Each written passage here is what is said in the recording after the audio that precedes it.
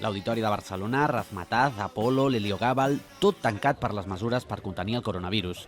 La responsable de l'Associació de Sales de Concerts de Catalunya, Carmen Zapata, explica que s'han cancel·lat uns 200 concerts en els pròxims 15 dies a casa nostra.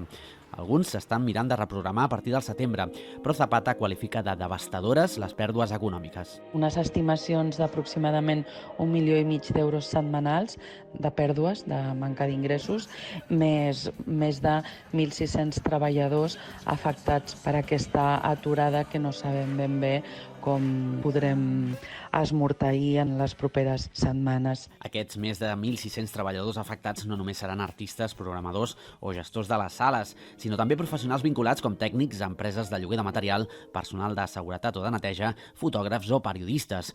Per això reclama a les administracions catalanes, espanyoles i europees mesures pal·liatives extraordinàries per a una situació excepcional. Una bateria que passa des dels impostos fins als ajuts directes, als creadors, als programadors a les sales, i a tota la cadena. Penseu en la quantitat d'autònoms que estan involucrats en el món de la música. En aquest sentit, l'ESGAE ha ofert la seva col·laboració i coneixement per dissenyar mesures pal·liatives amb les autoritats per a unes indústries culturals que suposen el 3% del PIB de tot l'Estat.